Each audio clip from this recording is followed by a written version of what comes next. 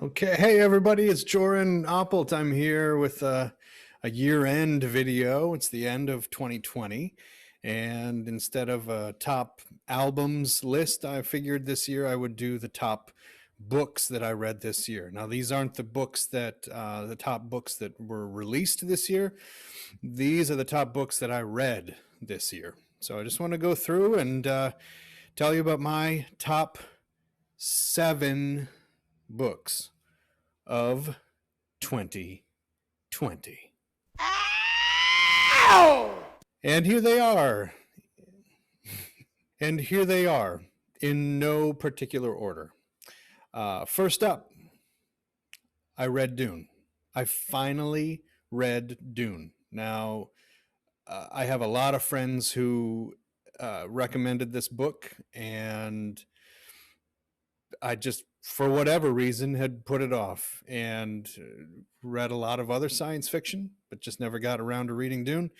I'm sure a lot of people are in the same boat. In fact, there was a whole flurry of people rushing to read Dune when Denis Villeneuve announced that he would be directing the remake. And some people, coming to it for the first time, really liked it, like me, and said, "Oh my God, I can't believe it took me so long." And some were like, I don't get it. I don't get the hype. It's not living up to the hype. I know a few people who didn't finish it, who couldn't get through it.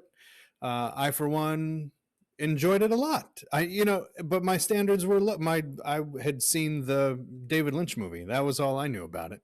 And I have a friend who hails Dune as the best science fiction story of all time, and so I had no expectations going in, but I really enjoyed it. The other thing that really made the reading of Dune enjoyable for me in 2020 is that I made it a bedtime read. Every night, I would read to my 8, now 9-year-old, and we would get about a chapter, almost a chapter in every night, and that really made it enjoyable to have it be a shared reading experience.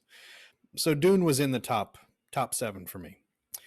Up next, I started reading this book in 2019, and I finished it in 2020. That's how long it took me to finish this, because it was I took it to work, and then I brought it home, and then it was a bathroom read, and then it was a living room read, and then it was an office read, and I kept kind of taking it with me wherever I went and reading page at a time, like wherever I could squeeze it in.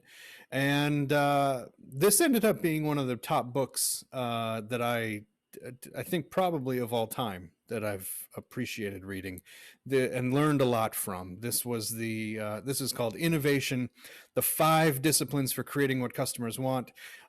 It was written by Curtis Carlson and William Wilmot. These are the guys at SRI who kind of codified the model for innovation and the playbook for innovation. If you want to learn about how to practice innovation in your organization, how to scale it throughout the business, how to cultivate the mindset of innovation, this is the book for you. This is a really great read.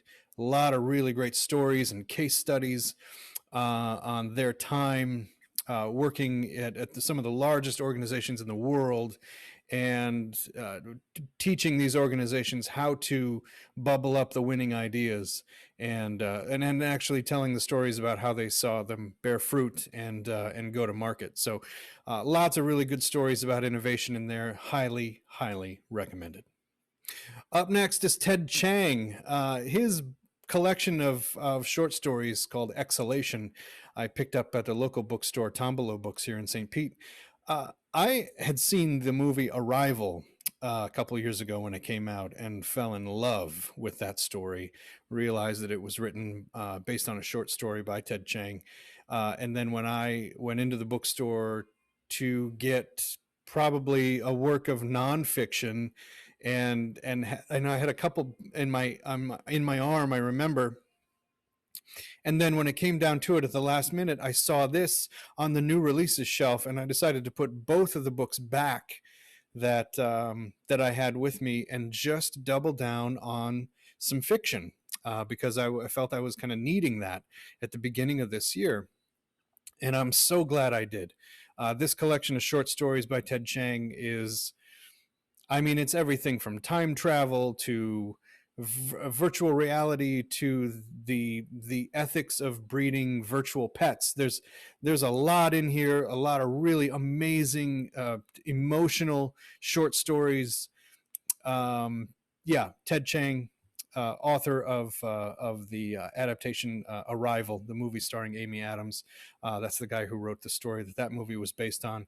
And this, his latest collection of short stories, highly recommended.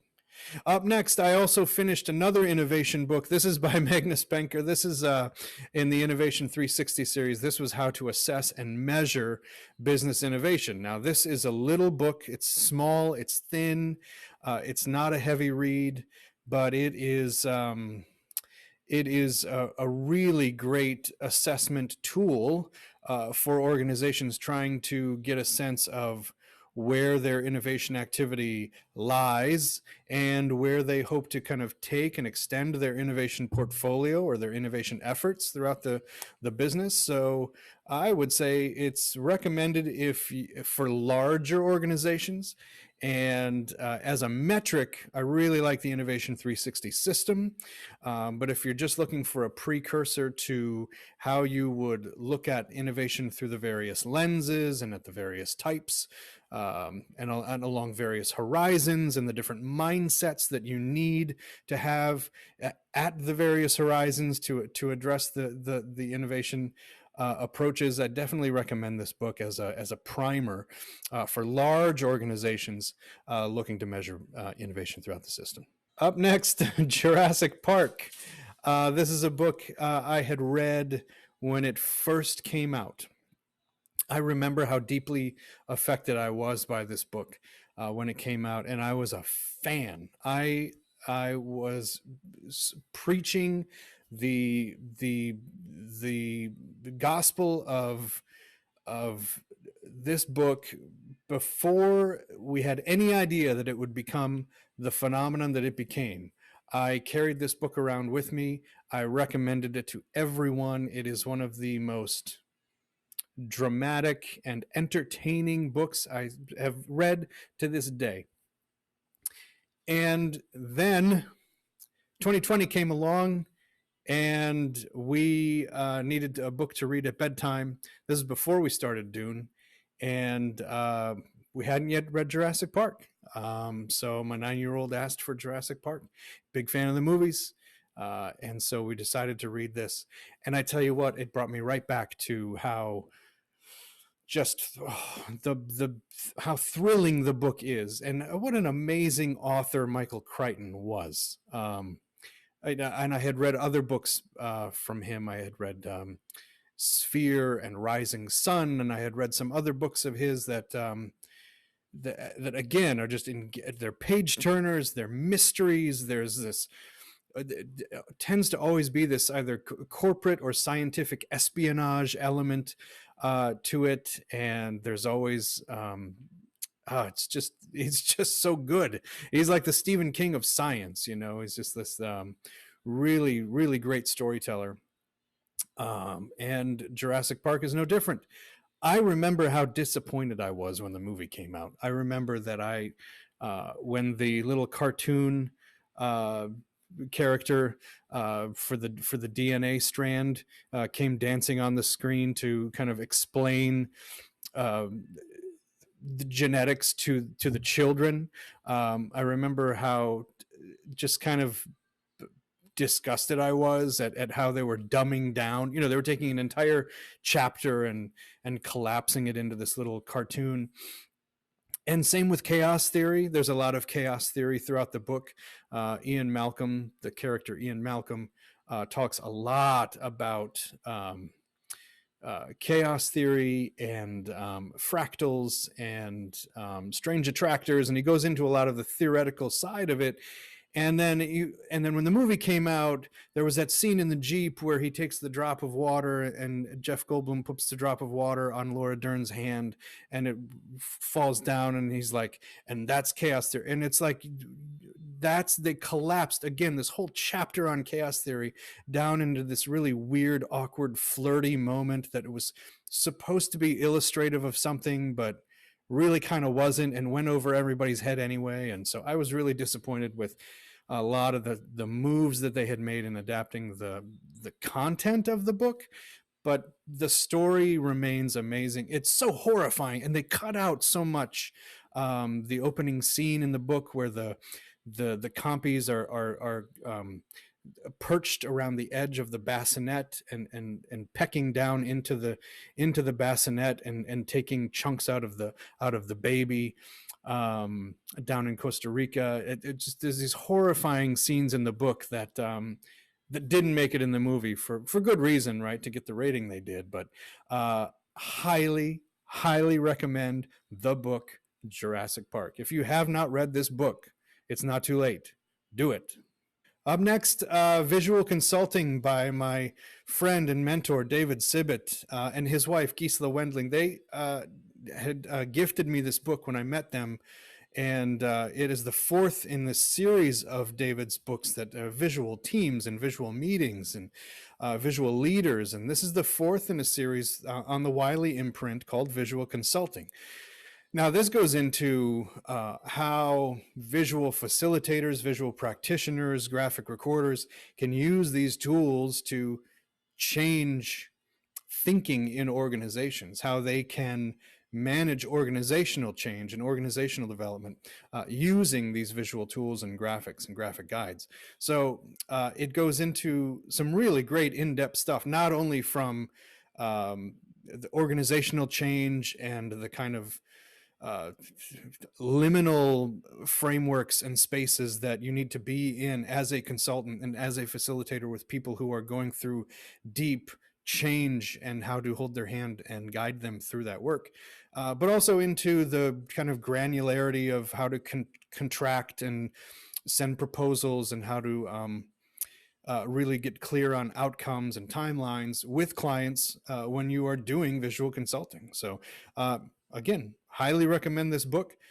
primarily for consultants and visual facilitators or visual practitioners. And finally, we have Zen Flesh, Zen Bones. This is another one that I was using as kind of a bathroom reader, just page at a time. They're short, little koans, little poems, little stories. I'd heard about this book being kind of a revelation in the late, I think, 60s when it was published, and I'd always known the story about how Alan Watts had jokingly referred to Jack Kerouac and his practice of Buddhism, and minimized it, downplayed it by saying that Kerouac had a little Zen flesh but no Zen bones. And so that has always kind of rung in my head, and I knew that it was a reference to this anthology, and I'd always meant to read it but never had. This was great. This was a great kind of palate cleanser as I was finishing, shifting, as you can see, from fiction to nonfiction. This and another book that I was reading this year, The Art of the Biblical Narrative by Robert Alter, which was a lot more dense and a lot more academic. This was a really great palate cleanser for me to read in between, short passages, inspiring passages, really thought-provoking, and of course with Zen, leaving you with that kind of circular and open or unfinished sense of being at the end. So really great primer for people wanting to explore the concepts and the essence of Zen Buddhism. Highly recommended as an intro to the path, and also for the more advanced in practice, just wanting to something to read and something to laugh about And there's a couple of good just stories that are in there as koans, kind of extended koans, right? But stories that are really great for if there are any practicing storytellers to kind of commit to memory and pull out when it's time to tell a good story. There's a few of those really good ones in there too. So that's it. That's my top 7 for 2020. I'm gonna put some links in the description of the video so that you guys can check out these books on Amazon or what. I'm sure there's probably a more conscious or sustainable source to get these books, and maybe I'll change those links later, but for now I'll throw some Amazon links in the description so you guys can go right to the page to see more information about the titles. And if you have any comments, please leave a comment on the video.